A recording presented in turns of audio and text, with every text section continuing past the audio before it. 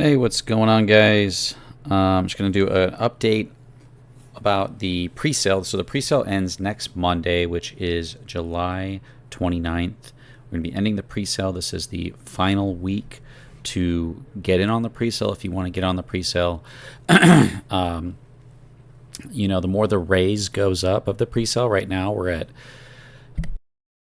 527.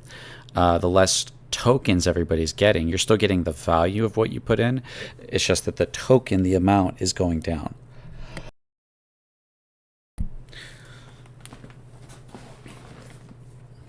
Hey, and so we're going to look at some of these numbers. So yeah, the pre-sale is ending next Monday. I was able to talk to Mark today. We looked at the numbers. I was able to come up with a better way for you to look at trying to get the amount of tokens you want to get, or at least to have an idea of what the tokens you're going to get out of the pre-sale is. And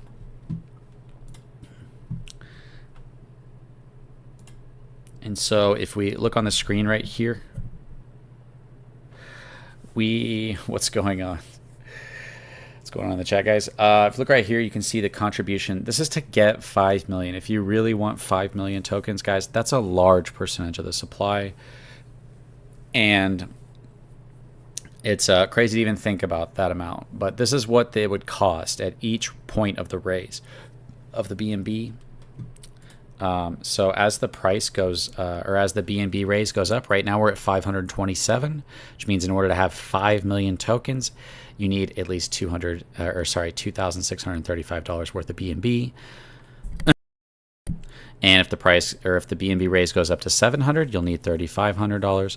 As the amount of BNB that comes into the raise, the more the BNB is being shared with everybody who enters the pool.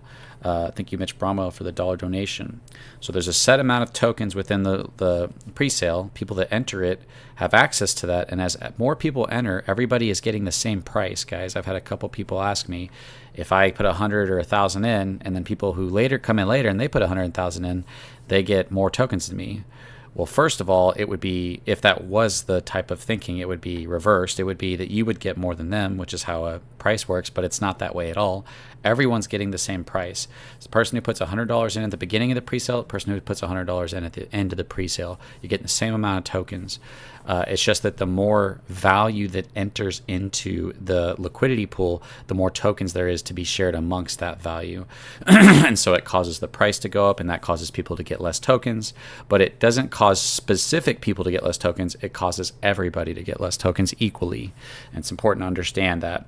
It's also important to not be upset about this. This is how traditionally cryptos go, pre-sales go. And you're still getting a very large amount. And so here's a way for you to figure out what if you really want, if you have the money and you really want to make sure that you get at least 5 million tokens. If BNB completely fills on the pre-sale, you'll need at least 10 grand. So that even if the pre-sale fills, you'll have your 5 million tokens at 10 grand. If you only want 1 million tokens, that's still a great number. The rewards are still great. You can divide all these numbers by 5, and it becomes very cheap. It becomes like 700, and then it becomes, not nearly as much just to get 1 million tokens. And the rewards are still very good for that amount of tokens. You don't have to get 5 million. You don't have to get 1 million. If you want, you can get 100,000. You can do whatever. If we hit high volume, even having a small amount of tokens can be very rewarding. It's just that because I started with such a high number and such a low amount staked, that people really wanted to get that 5 million tokens, and it was an amazing deal. It's just the fact that we would have had to have closed the pre-sale right then, and then only the people who had enough to get 5 million BNB would have been counted for that. But everybody's trying to get that amount. So I messed up. I'll do a better job explaining it so that people have an idea of what it's going to be.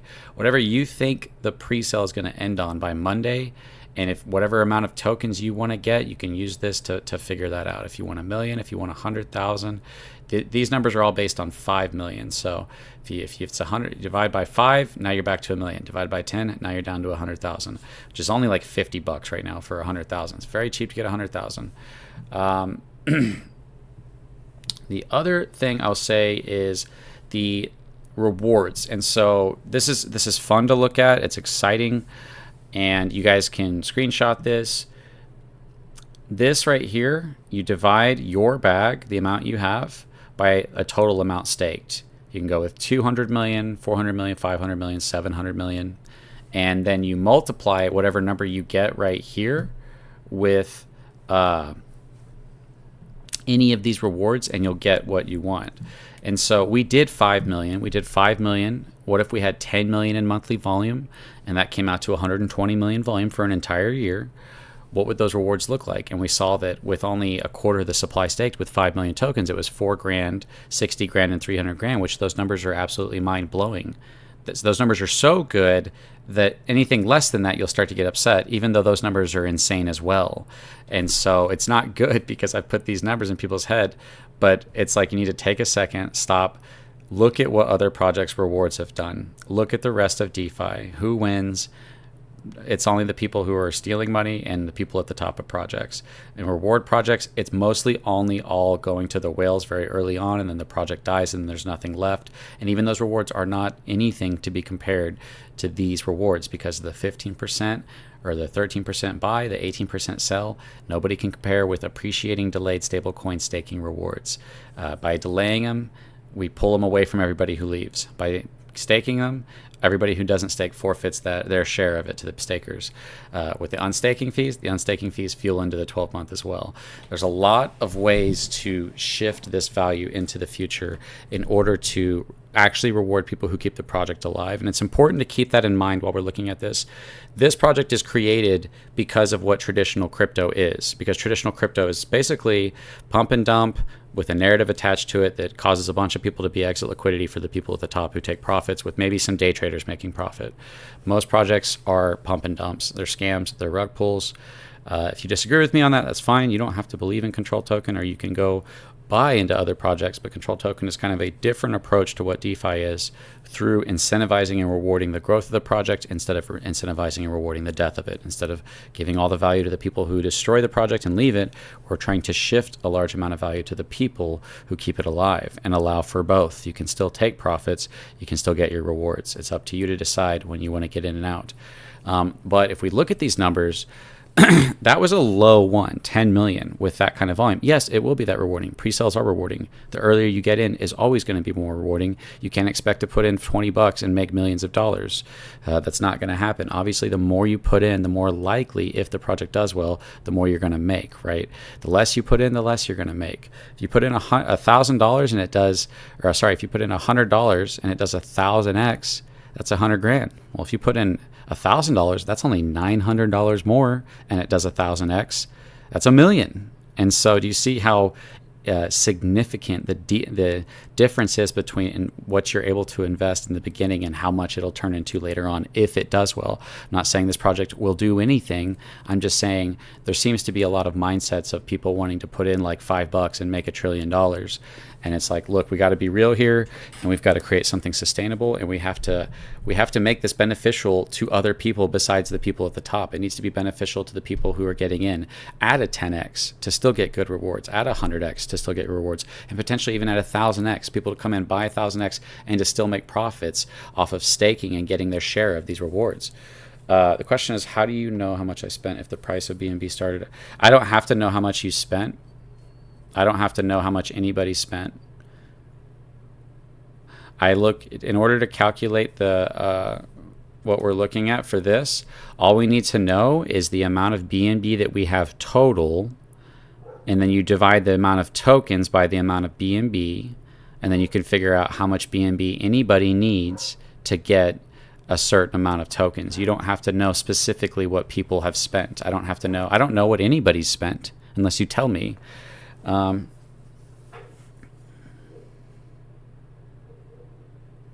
BNB's price is fluctuating, and so that's affecting the pre-sale. But it's not like, oh, I put in $700. Well, if BNB goes up, then that $700 you put in went up, but that's attached to the pre-sale. You don't have to worry about that. I think you might be focused on something, and you might be a little confused, and that's okay. It's just that you don't have to worry about the fluctuations of price of BNB. Everybody's being equally impacted by everything that's happening. There's nobody who's getting some secret advantage. Everybody's getting the amount that you put in. That's your share out of the amount that everybody else puts in of what you're going to get. We're not handing somebody under the table a secret advantage. There's no secret advantage to the pre-sale. Whatever money you put in is in relation to whatever money everybody else puts in. So yeah, we do need to add that to the website, the total amount staked. So anyways, guys, I don't want to keep this too long, so I just want to let people know pre-sale ends in a week. Here's a chart for you to figure out what if you want to get more, if you don't want to get more, it's up to you guys. If you're trying to get 1 million, divide these numbers by 5. If you're trying to get 500,000, divide it by 2 again. Divide it by 5, then divide it by 2. You went from 5 million divided by 5, that puts you down at 1 million. Divide that by 2, that puts you at 500 grand. Then you be able to know how much B&B you want to get for 500 grand, what the cost will be, or you can just figure it out. But because it's really not that hard of math. So yeah, there's that, and then there's the volume. And so these reward projects that gave rewards immediately to the whales, they didn't leave any value in the future to work towards, were able to get billions and hundreds of millions of dollars in volume. That doesn't mean it's guaranteed that we will, but it means that because we're shifting value into the future, I think it's possible for us to do it. I can't say that it will or will not happen. I just think the possibility is there because we're shifting value into the future, and there's something real and concrete to look forward to instead of just potential value. If the sentiment of the whales is extremely bullish on something when there's no value in the future and only the value in the LP, then how much potentially more bullish can they be when they have the value in the LP and the value that's in the future that's preserved? So ideally, what we need to focus on at Control Token is the launch. I've said this before, the launch, when people say, where are we going to get volume from? I'm trying to be realistic about where this stuff comes from. I'm not trying to deceive you. The power of a project growing is in the beginning. As a price goes up, it skyrockets. It becomes exponential. It's like a fire. You start as a tiny flame, and it just grows and grows and grows into a massive flame. That is exactly how the upward pressure of a price going up and the sentiment and people getting excited and telling people about it, it goes on a run. And it usually is the whales that stop it. It's usually the rug pullers, the scammers, the people giving themselves access to the LP that stop it. And if you remove all those people, which we have, then it's the whales at the top. And we've addressed that in a way where if they do leave, their rewards are all in the future. Those rewards can only go up. They're forfeiting their share of those rewards. They're paying into those rewards, which provides an actual buying opportunity when they leave and lower the price. It provides a better entry point into those rewards that they're causing. So they're fueling those rewards and then providing an entry point into those rewards if people choose to get in at that point. And so the most important thing when it comes to volume, because let's be real, this project is nothing if we don't get volume. Where are we going to get volume? We're going to get volume if we succeed. And in order to succeed, we need to grow a lot. When do projects grow a lot? In the beginning. What stops that from happening? Everything that we've directly addressed. What does this mean? If we as a community commit to the staking pools and we agree to the long-term growth of the project, we are much more likely to succeed, to not stop that upward momentum, to allow it to reach its potential, whatever height that could be. Maybe it's not that much. Maybe it's more than we thought was possible. We'll just have to see. And what that allows for is as we move up off this initial hype where projects grow, we will see that we're securing for ourselves a permanent future of value through the stablecoin tax rewards that are being shifted into the future. And then when we come down, to the degree that we come down, we fuel those rewards even more for the 12-month. And so what we find is the volume is permanently fueling our future for us, and that permanent future incentivizes volume to continue to happen into those rewards because sell-offs provide buying opportunities. Sell-offs feed the rewards. Sell-offs cause the rewards to go up. The more the rewards go up, the more people are going to want to buy into those rewards potentially. And so that's really important that we focus on the mission. And I'm going to be putting a lot of focus on that at launch. For now, I'm just ending the pre-sale. I'm going to be doing some marketing with you guys. I'm going to give people, it's your last chance to do this if you want. Join the control crew. If you want to do that, it's your last chance to get the size of baguette you want. Everybody has the same opportunity here. No one's getting an unfair advantage. No one's getting any free tokens. If you put in $1,000, you're getting the exact same amount as somebody else who puts in $1,000, no matter when they put it in. And if we hit these hundreds of millions of volume with even 1 million tokens, which is very cheap, let's go ahead and do that math, and we'll do 400 million staked. So 1 million, you do 1 million divided by 400 million. That's almost half the supply staked. Maybe it won't be that much. I don't know. That gives us 0.0025. Now we're going to multiply 0.0025 times these 100 million volume numbers if we're able to get to that with only a million tokens. 0.0025 times 2 million. That gives you $5,000 a month for only a million tokens. If we hit 100 million in volume, is that extremely successful? Yes, that's crazily successful. That's massive. But that is $5,000 a month for a million tokens, which is a very cheap investment right now. I'm not saying this is going to happen. This is all based on hypotheticals of potentials that may or may not happen. But that's only the monthly rewards, that 0.0025. Don't go crazy over this, guys. I'm just trying to show you that these numbers can be massive for even much smaller bags if we hit higher volumes. Times 26 million. That'd be $65,000 on the 6th month for a million tokens if we hit 100 million in volume.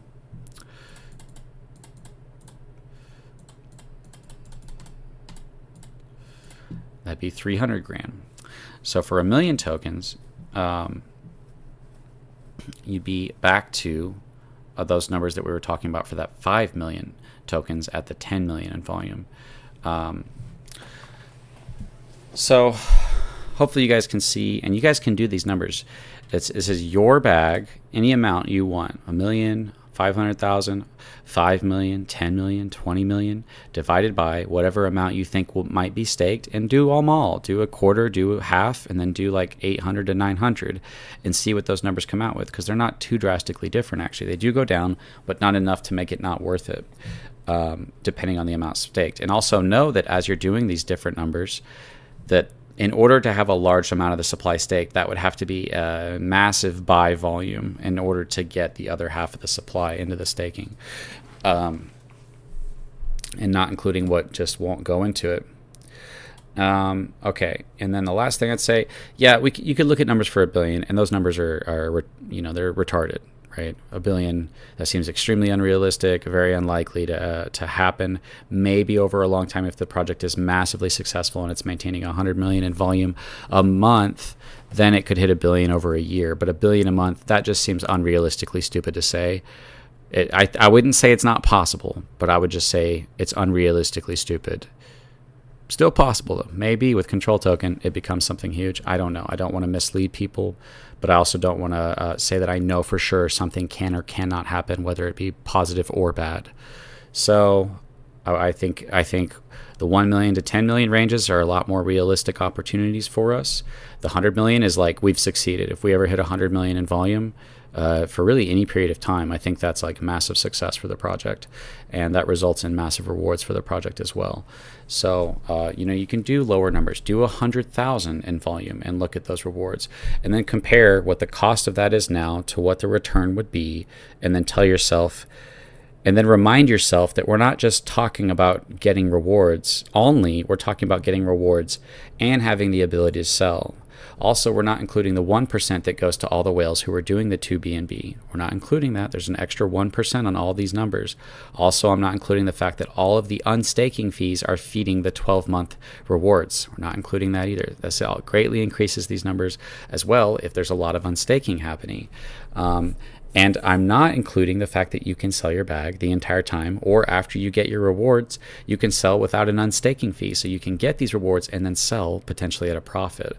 It's super important to, if you're looking at that, go look at that, look at those small numbers, look at what the cost is, look at what the return is, and then turn back around and look at the rest of DeFi and say, compared to the rest of DeFi, if I don't sell at the top, I'm exit liquidity. With this project, at least if I don't sell, there's at least value behind. And compared to the rest of these projects, it only benefits these people. At least with this project, I can get rewards and I can sell. And I can be a part of a project that's designed to have a community that thinks long term. So it's one of those things where it could be a problem to show somebody the best thing best case scenario first, and then they don't want anything but best case scenario. Now, 5 million tokens, that's still possible. It's still amazing. I wish I could get 5 million tokens. I really just can't. I just don't have that kind of money.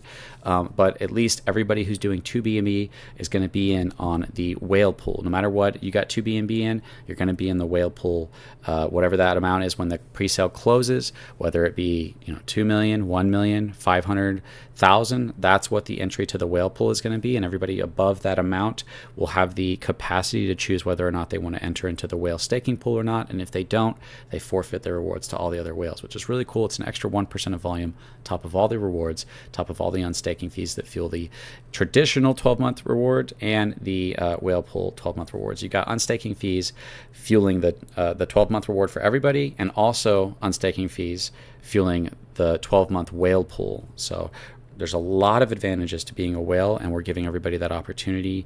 We're not changing that because I miscommunicated from 5 million to less, because as the pre-sale went up, the demand for 5 million tokens would go up with it. And this at least gives everybody the satisfaction of knowing, oh, I put in 2 BNB, even if the amount of tokens I'm getting goes down, I still have the access to the whale pool, which had all those extra rewards. That's an amazing positive, and not including that, we can look at more of these numbers. And there's always just like dollar cost averaging over a period of time. You can get more tokens. If a massive sell-off happens, you can buy more tokens at a cheaper price. This might be the cheapest price. It may not. Maybe there's some kind of massive sell-off that causes the price to go lower and people can get the tokens cheaper. I don't know what's going to happen, but I know that my goal is to work with you guys as a community to try to take this project as high as we can to be a top project. There's no reason to not aim for the top, to be a massively well-known crypto, because as we grow, as we commit to the staking pools, we start to secure the future for each other, and one that benefits all of the people who are in the staking pool at the end. And it allows for this capacity for people to leave the project, yes, but they're going to forfeit a lot of value to the people that are staying behind and committing to the future. And hopefully it's in a way that doesn't just leave the value, a fraction of the value left behind, but the value that's being left behind hopefully incentivizes the continuation of volume and the upward movement. Thank you for the $1.49. I'm probably going to end this pretty soon. Hit that thumbs up. Yeah, guys, hit the thumbs up. Let's keep this train going, guys. And I will make some more math videos during this week. Do you think it's a better idea to hold off on marketing until you end the pre-sale, the way it doesn't dilute the amount of tokens as the BNB raise goes up? I've thought about that. No, I will be doing final marketing for the pre-sale. It won't be anything crazy, but it'll just be the final marketing push. Pre-sale, it's better. There's pros and cons to the pre-sale being, would you rather have 3 people control the project or 100? Would you rather have 20 people with control over the project or 40? Would you rather have all that sell pressure in the hands of 10 people or all that sell pressure in the hands of 100? And it's more diluted. It's not one person has the ability and the power to come in and be like, bam, there's a massive sell in the charts, right? Well, what if it required 10 people to do that, to make that SEMRED candle? So there's kind of pros and cons to it. Definitely there's an argument to be made for, more people holding it. That's what everybody says. Oh, the whale sold off and a bunch of people bought that up. That's better because instead of one person holding that much, now a bunch of people hold it. That's how the explanation of sell-offs always was. Well, a bunch of people hold that value now after a sell-off. There's pros and cons to it, but I do tend to lean towards being among more people is better for the future of the project. But that's why we've got this final week. If whatever happens within this final week, if it fills, it fills. If it doesn't, if it barely moves, it barely moves. It's up to everybody else to do it. I'm not really going to change my strategy. I'm going to do this final marketing for the week. I'm going to do maybe 2 or 3 more videos. I do have something I'm going to tell you guys about within the next couple days. And then Mark is having a meeting with the web dev tonight, and they should be able to come to a conclusion on when we can launch. But no matter what, the pre-sale is ending a week from today, July 29th on Monday. So thanks for showing up, everybody.